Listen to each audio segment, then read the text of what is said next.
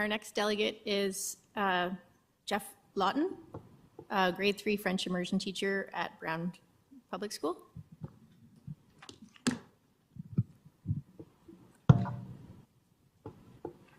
Great. Thank you. As you just heard, my name is Jeff Lawton, and I'm a teacher at Brown Junior Public School. Perfect, nailed it. Thank you, first of all, to all of you as trustees for your work in advocating for our students. I do greatly appreciate the hard work that you do. As some of you may have seen, and as we just heard, last week the Brown staff wrote a letter to the chair and the director of the TDSB regarding the recently enacted cuts to aquatics programming in our school and in 7 other elementary schools. In that letter, we talked about the impacts of abruptly learning about the imminent loss of our 2 beloved aquatics instructors, and with them the Brown Panthers aquatics program itself. Less than a month after wrapping up a city finals swim meet, they received notices that they had been declared surplus. A city final swim meet where these coaches dedicated countless hours to planning and to training and supporting student athletes, ultimately taking home 5 banners, and then surplus. Since last week, there has been an outpouring of support both for our 2 veteran swim instructors as well as the program in a broader sense, which you have heard and you will hear. I'm here today to reiterate my strong belief in the value of the swimming program and to strongly urge you again to reconsider the decision. First off, let's just be clear, the need for extracurricular sport and opportunity for physical activity and mastery in schools post-pandemic is self-evident. We owe it to our kids to provide them as many opportunities as possible to get active and involved in school going forward, and cutting the aquatics program would be a step in the wrong direction.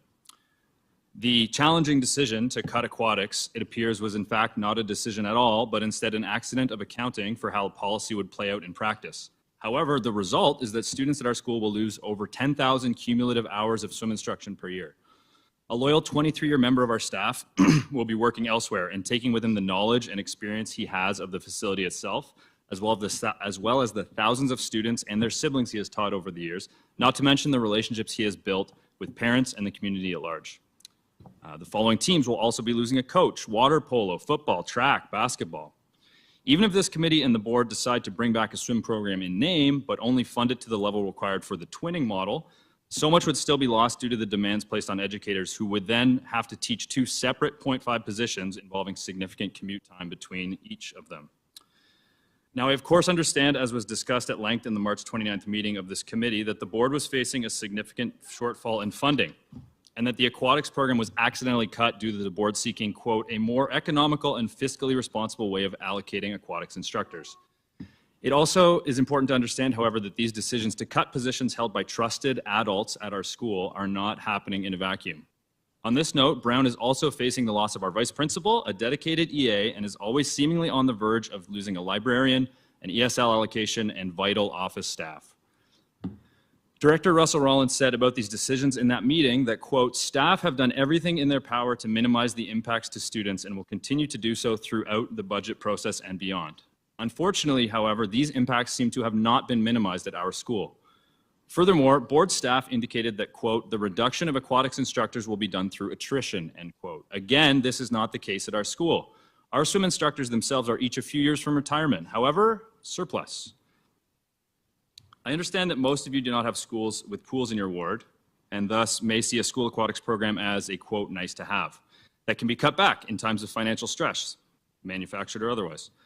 However, allow me to make 2 comments on this possible train of thought. First, as an urban school, we do not have significant green space outside, nor a ball diamond, nor other similar facilities. The pool, in my opinion, fills the gap in that area as another space for physical activity. Secondly, while I may not ultimately be able to convince you that the pool is anything more than a nice to have, let me ask you about some other areas of education that are being cut, like special education, vice principals. Are these also considered nice to haves? If these cuts become normalized, what will be the next nice to have to go out the door when there are further budget pressures? In sum, these cuts in totality will have a further real negative impact on the quality of education that our students receive, and it is imperative that the board and this committee find a way to maintain these critical positions as well, all of them. Finally, to address an elephant remaining in the room, I also understand the TDSB is essentially being asked to do the dirty work of the province here. It is them who decided to end the COVID learning recovery funding, even though one would think that the recovery funding from a pandemic would have lasted at least as long as the pandemic itself did, but alas. I have, of course, written to the Premier and the Minister of Education, specifically citing their $2 billion provincial surplus last fiscal year, I've asked to delegate at their meetings, but I have not heard back. As I'm a teacher living in a riding that hasn't gone conservative since 1975, I am certainly not holding my breath. However, in conclusion, I urge you to reconsider the decision on the aquatics allocation and to further press for increased funding to be able to avoid the cuts made to so many other areas. COVID learning recovery funding is over, but the recovery itself is not, and we owe it to students to support them.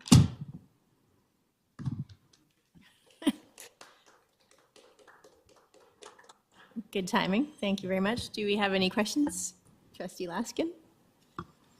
Thank you very much for coming to speak. And we've read, at least I've read, all the letters, the Google Doc with the 109 pages from students, including their artwork and their words from the heart. I just want to confirm with you this decision. Is it your understanding that this was a decision of trustees to cut school programming? My understanding through myriad conversations is that the decision, as cited by the associate director who presented the agenda item at the meeting, was that basically there's 93 positions. We only really use 80. We can get away with cutting 13, and there will be no impact to programming, and it will only be through attrition. Ultimately, through the labyrinth of collective agreements and board policies and things like that, it turns out that, whoops, that isn't how that's going to turn out. And as a result, at least 2, if not 8, very experienced aquatics instructors were declared surplus last week, 2 weeks ago. Thank you for confirming. Okay, thank you very much for your delegation. Next, we have Jason Persek, also from Brown Junior Public School, grade 5-6 homeroom. Go ahead, you have 5 minutes. Okay. Hi, my name is Jason Persek, and I've been on the TDSB board for 4 years now. I wanted to talk about my experience from both sides, both as a student growing up, as well as what I see as a teacher, to paint a picture of the impact of the ongoing cuts that have been happening in our education. I would also like to address how additional cuts to special education, support staff, and aquatics can have negative consequences to our students going forward. I grew up with a learning disability, and I couldn't speak until I was 5 years old. I was developmentally delayed. I was fortunate to have some amazing special education teachers and staff that helped me catch up on my language, as well as provide me ongoing support that helped shape who I am. There used to be this incredible program called the Metro Language Program, which unfortunately was cut in my 5th grade. However, the work that they did, not only to me, but to my friends growing up, who I still have contact to this day, was profound. And it would not be an exaggeration to say that if it weren't for the amazing teachers and staff back then, I probably wouldn't be here today. As an educator, it's disheartening to see how the special education has become a skeleton of what it used to be. Despite what could be said, there are still staff members that can be a huge help that are now being cut. Educational assistants, for instance, help students that need support, whether that be behavioral needs or those that require extra attention. Especially in a year where I taught grade 2-3, an educational assistant and I worked so much together and achieved so much with a class where 1/3 of them had learning disabilities. Some of these amazing achievements would not have been possible to do alone. Then there is aquatics. So much has been said about the need to provide students with opportunities, physical exercise, to provide for their mental health post-pandemic. Yet, very shortly after a major pandemic, we are making cuts and denying opportunities for students that do so much to help in these areas. I was a student at Deer Park, and swimming was mandated over 8 years. And I'll admit, I wasn't crazy about it at first. But as I got older, as an adult, I see the value of swimming has made in my life, and also the life-saving skills that came with it. And the students that I grew up with took what they learned from these amazing programs and applied it to swimming facilities and to apply to become lifeguards in the future to give back. Even back then, I could see the great value that was provided to many of these students growing up. As a teacher, I see things from a different lens. I see students that may not excel academically in language and math or various other subjects, but swimming is their thing. It is the thing they take massive amount of pride in. It makes them feel part of the community. The cut in allocation and the change to our school now having to share instructors will break our program. This is taking away beloved staff who have worked at the school for over 30 years, who have built great rapport with the students, who provide consistently, who provide extracurricular for weeks at a time, lunch and after school, who have contributed to students' fitness, endurance, safety, and well-being. If they now share instructors, this consistency will be broken. Extracurriculars opportunities for students will be lost as maintaining that weekly consistency will not be able to happen, and their knowledge of student-specific needs, incredible wealth of experience in their field is also crucial to ensure that these students are safe, especially in something specialized, in an activity where safety is so important to be left with professionals in the field. In the TDSB document for school-based staff allocation, there states 4 major strategic directions, and the recent cuts, in my opinion, contradict these statements. One strategic direction talks about providing equity of access to learning opportunities. How is it equitable to remove important staff members that know these schools very well and do so much for these students with special needs? To cut down the amount of opportunities to join teams or participate in activities that can help their health and well-being, many of which are trusted adults for these students that are well known in these schools. Another strategic direction in the document is to allocate human and financial resources strategically to support student needs. Yet very shortly after a major pandemic where students have so many learning gaps observed by many educators and myself, we are removing trusted adults for many of these kids, removing staff that help students with special academic, social, and behavioral needs. I strongly encourage this committee to take the time to reconsider the recent cuts being made to special education staff, support staff such as educational assistants, as well as aquatics, as the impact that it will have on our students, especially right after a major pandemic, could really hurt in the long term. Thank you very much for your time and for listening. Thank you. Do we have any questions for the delegate? None online? So thank you very much for coming to speak to us today. Next on our list is John Weatherup from Toronto Education Workers, Local 4400. Is John online?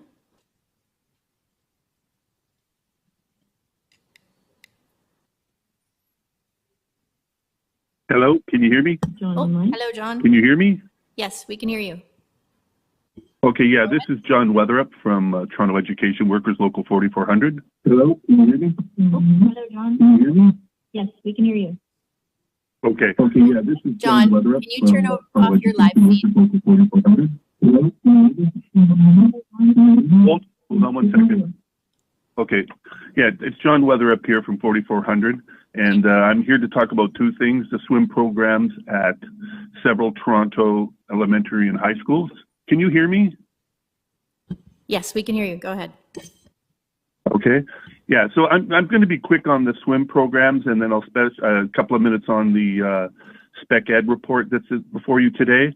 The parents of at Brown and Earl Grey and other teachers have spoken about the swimming pools. I've been around the swimming pool program fight for a number of years, originally with Marguerite Jackson, who threatened to close the pools unless Mike Harris kept the funding open. I was around with David Crombie and making Splash, where we put the 4400 put $100,000 into saving the swimming pools, and at that time the Liberal government put in $15 million to keep the pools open. And so at this time, we're seeing it again with these programs at several schools and high schools, and the same arguments raise their head about equity across the system. There's not pools in all the schools. As everybody knows, there's not baseball diamonds, football fields, food programs, all different types of programs across our system. They're not in every school. These swimming programs provide for swimming in the province, which has the most lakes and water probably than anywhere in the world for student safety, as well as the delivering programs every day for students to enjoy, whether it's team sports or taking up swimming in the day. I don't know, we keep referring to the collective agreement language that is in our contract. When you read the notes from the board on why they did this, and that's under notes of the meeting that they originally dealt with the allocation, it was dealing with there are a number of pools annually that close for renewal and maintenance, and that they would be able to cover it that way. So we have a simple request for the board the board do not make these cuts or any cuts, but in particular right now we're speaking on the swimming pool cuts to put them back in. Also, they should have an impact study on what's happening, because this is only the tip of the iceberg. The board has not been able to hire swim instructors on a temporary basis for replacements. So these pools will even be closed more often. And even more insidious is special ed pools are being closed for the same reason. The board needs to reinstate these positions to ensure the programs can run, and they also need a strategy to bring staff in, because you need to have 2 people on the pool deck while having these programs run. So I agree with all what the parents said about the importance of the programs, the importance of swimming, and this has been fought over a large number of years.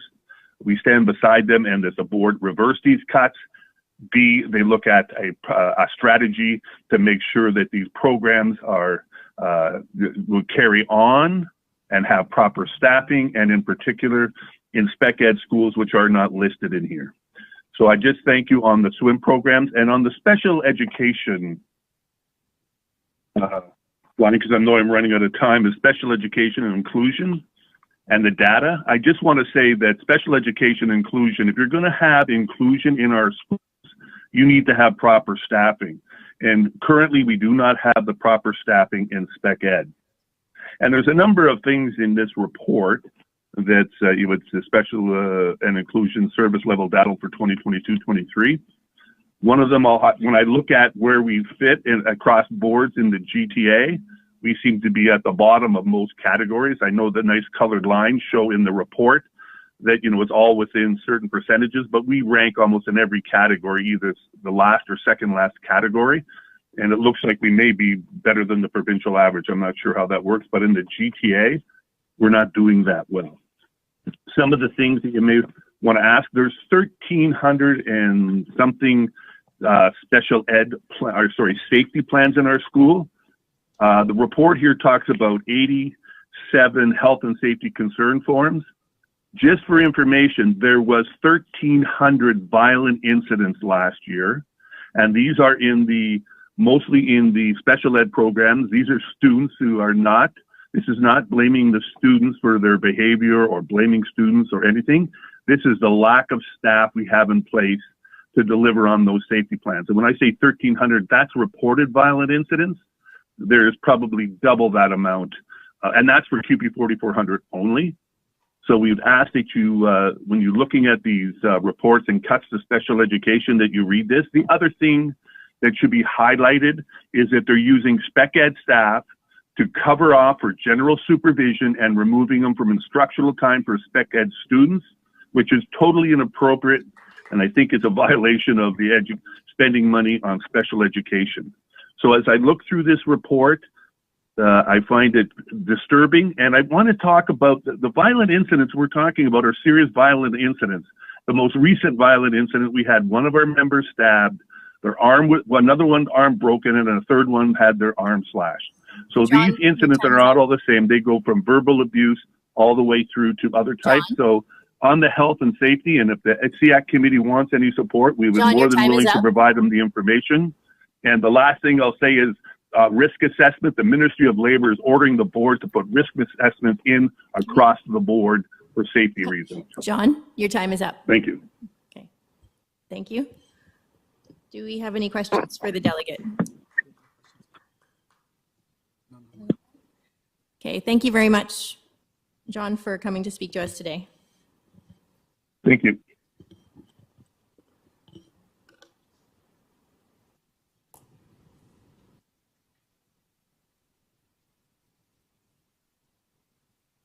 So I will note that there are also two written delegations that have been submitted for trustees to read through.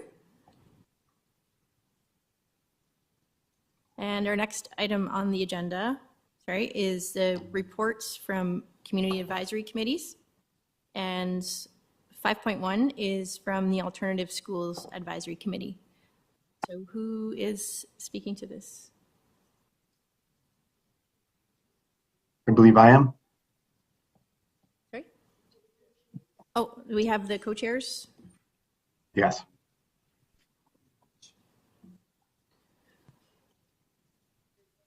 Oh, okay, Jacob, you're here?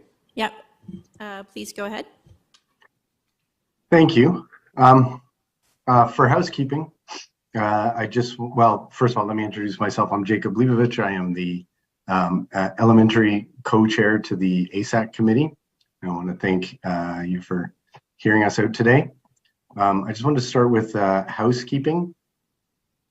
In the minutes included in your package, hold on one sec, let me just make sure I can actually read my notes.